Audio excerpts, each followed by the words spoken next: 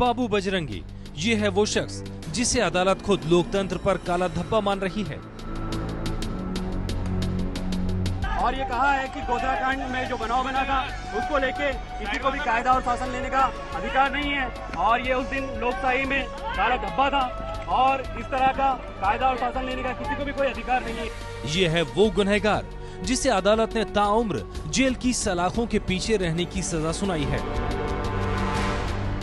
Court ने अलग अलग सबक में सजा दिया है, जिसमें आरोपी नंबर 18 यानी बाबू बजरंगी को जब तक वो मरे नहीं तब तक की सजा दी है। बाबू बजरंगी इस कातिल का असली नाम नहीं है। इस शख्स का पूरा नाम है बाबू भाई पटेल। बजरंग दल से जुड़ने के बाद ये शख्स बाबू बजरंगी के नाम से पहचाने जाने लगा। लेकिन अब बाबू बजरंगी इतिहास में अब ये नाम ऐसे शख्स के तौर पर दर्ज होगा जिसने मानवता को शर्मसार किया।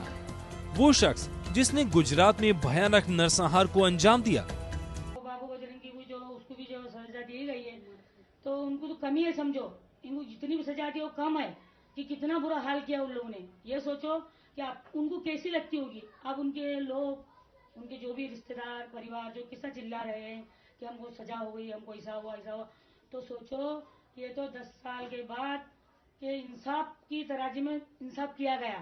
बराबर 28 फरवरी 2002 गुजरात का नरोडा पाटिया। गोधरा कांड के बाद गुजरात के नरोडा पाटिया में लोगों की नाराजगी को एक समुदाय विशेष की तरफ मोड़ने का दोषी है बाबू बजरंगी। इस उकसावे के बाद नरोडा पाटिया में भीड़ सड़कों पर उतर आई, दंगा करने लगी। इस दंगाई भीड़ का नेतृत्व करने वाला शख्स बाबू बजरंगी ही था। नरोडा पाटिया में 97 लोगों की दंगाइयों ने हत्या कर दी थी। बाबू बजरंगी नरोडा पाटिया इलाके से करीब आधे किलोमीटर की दूरी पर रहता था। वो या फिर उसके समर्थक ये दावा करते हैं कि उन्होंने 1000 से भी ज्यादा हिंदू लड़कियों को धर्म परिवर्तन से बचाया। हालांकि बाबू बजरंगी की तस्वीरें जब भी सामने आई, धर्म के नाम पर तोड़फोड़ करने या करवाने की ही सामने आई। कभी बाबू बजरंगी ऑपरेशन रोमियो चलाता नजर आया तो कभी वैलेंटाइंस डे के विरोध की वकालत करता। जाहिर है 2002 के दंगों के बाद भी बाबू बजरंगी की हिम्मत टूटी नहीं थी। उसे अपने बच जाने की पूरी उम्मीद थी। गिरफ्तारी हुई है, जो हमने रोमियो को भगाने का काम कॉलेज पे किया था और जो अपनी बहन बेटियों की इज्जत बचाने के लिए काम किया था, और उसके लिए धरपकड़ किया। हमारा तो बोलते हैं हमारी तो पहले फांसी पे चढ़ना पड़े, पर हम ये काम आगे चलाते रहेंगे, करते रहेंगे। तो इससे हम लोग दुखी है।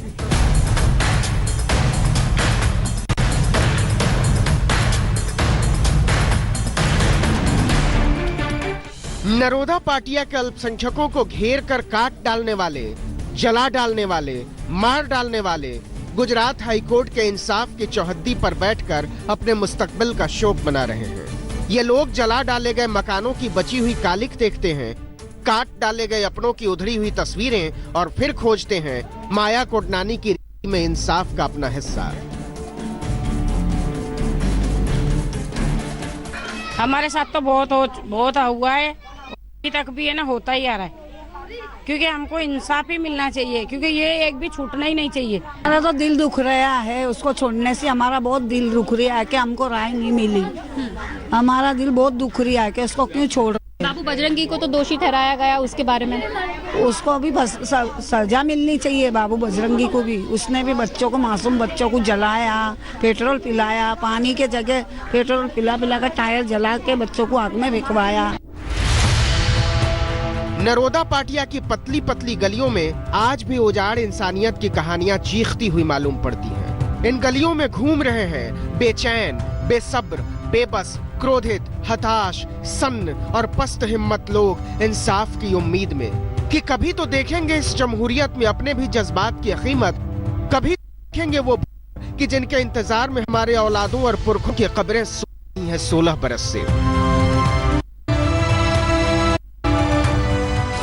उसको भी नहीं छोड़ना चाहिए, गुनहगार को तो सजा मिलनी चाहिए, क्योंकि अभी उसको छोड़ेंगे तो वो एक एक करके छूट नहीं लगेंगे कि एक को छोड़ा है तो हम दूसरा भी छूटेगा। लेकिन वो तो जैसे, ये तो लेडीज थी, इसको तो थोड़ी शर्म आनी चाहिए लेडीजों के बारे में। औरतों की इज्जत नहीं समझी तो इसको बरी किया, ये हमारा बहुत दिल दुखा है। नरोडा पाटिया के इन गलियों में ज्यादातर मकान अल्पसंख्यकों के थे।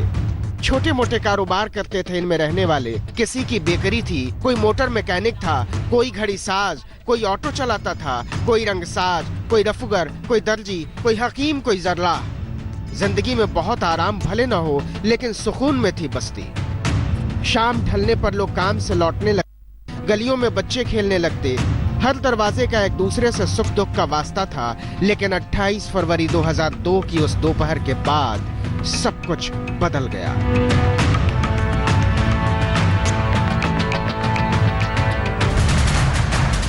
रात को गोधरा में साबरमती एक्सप्रेस के एक डिब्बे में आग लगा दी गई थी। 60 तीर्थयात्री जल गए थे। पूरा हिंदुस्तान अफसोस में डूबा हुआ था। लेकिन इसके पहले कि इस अफसोस को इंसाफ के सिलसिले में बदला जाता, नरोदा पाटिया की गलियों में गेरुआ झंडे लहराते प्रेत नाचने लगे थे। तलवार लेकर, त्रिशूल लेकर, पेट्रोल लेकर, रॉड लेकर। आदमी की नजरों में आदमी के लिए ऐसी नफरत इन गलियों ने इसके पहले कभी नहीं देखी थी।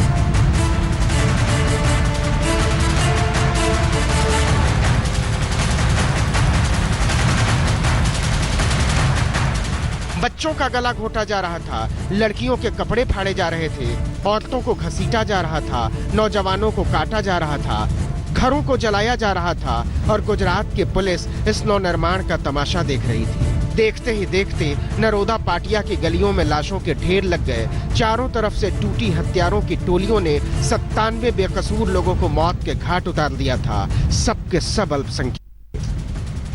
बाबू बजरंगी यही मारने में ही था पब्लिक को। इनके पीछे ही टोले थे, आगे ये लोग थे, इनके पीछे पूरा पब्लिक थी, टोले थे पीछे। और ये टोले ने क्या किया था? टोलों ने मारा था, बहन बेटियों की इज्जत लूटी थी, छोटे छोटे बच्चों को काटा था, जलती आग में फेंका था। और जो जिसको छोड़ दिया है कोर्ट ने, निर्दोष छोड़ा है।